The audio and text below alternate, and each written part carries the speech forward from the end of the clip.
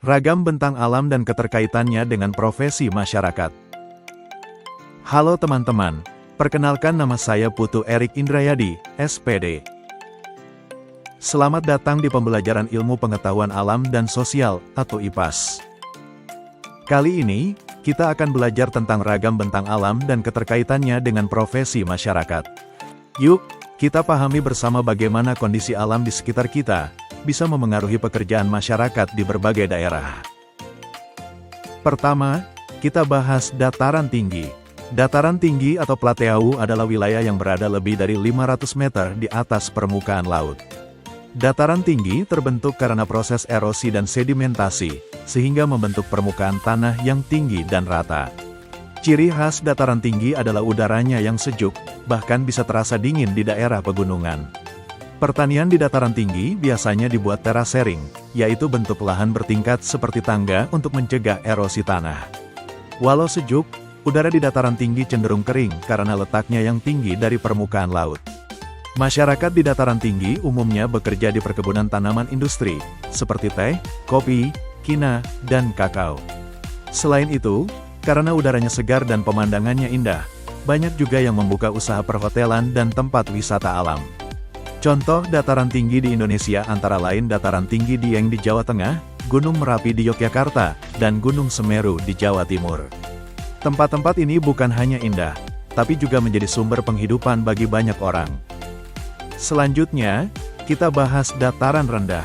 Dataran rendah adalah hamparan tanah yang luas dan relatif datar, dengan ketinggian kurang dari 200 meter di atas permukaan laut. Daerah ini biasanya memiliki tanah yang subur, karena mendapat endapan lumpur dari sungai. Dataran rendah juga sering berada di sekitar sungai, pantai, atau hilir sungai.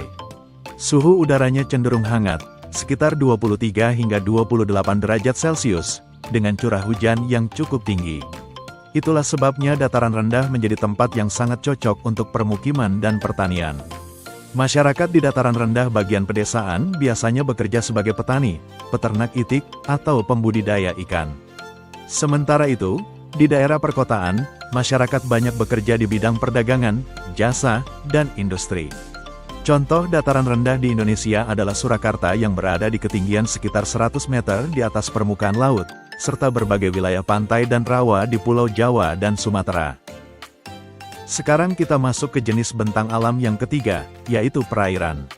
Perairan adalah wilayah yang tergenang air, baik air tawar maupun air asin. Bentuk-bentuk perairan sangat beragam, antara lain sungai, danau, laut, teluk, dan waduk. Sungai memiliki bagian hulu yang sempit dan hilir yang lebih lebar, serta berisi air tawar. Laut adalah wilayah air yang luas dan menghubungkan satu pulau dengan pulau lainnya. Airnya asin dan memiliki salinitas yang tinggi. Danau merupakan cekungan yang terisi air dan biasanya cukup dalam. Teluk terbentuk dari pengikisan batuan lembut oleh ombak di tepi laut. Sedangkan waduk adalah danau buatan yang digunakan untuk menyimpan air. Profesi masyarakat di daerah perairan sangat beragam. Ada yang menjadi nelayan, pembuat garam, atau bekerja di tambak dan sawah pasang surut. Di wilayah pantai yang lebih maju, banyak penduduk bekerja di pelabuhan, industri, perdagangan, hingga pariwisata. Contohnya adalah Pantai Menganti di Kebumen, tempat para nelayan mencari ikan sekaligus kawasan wisata yang indah. Di sini, pengunjung bisa menikmati pemandangan laut, snorkeling, dan melihat aktivitas masyarakat pesisir. Nah teman-teman, dari pembelajaran hari ini kita bisa melihat bahwa bentang alam berpengaruh besar terhadap jenis pekerjaan masyarakat. Daerah pegunungan cocok untuk perkebunan, dataran rendah untuk pertanian dan industri, sedangkan wilayah perairan untuk perikanan dan perdagangan. Dengan mengenali karakteristik alam di sekitar kita bisa lebih memahami bagaimana manusia beradaptasi dan memanfaatkan alam untuk memenuhi kebutuhan hidupnya. Selain itu, kita juga dapat belajar untuk lebih bijak dalam mengelola sumber daya alam yang ada. Setiap daerah memiliki potensi yang berbeda-beda, sehingga masyarakat perlu mengembangkannya sesuai dengan kondisi lingkungan.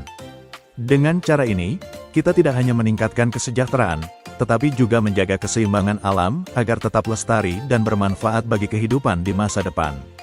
Terima kasih sudah menyaksikan pembelajaran hari ini. Sampai jumpa di video IPAS berikutnya.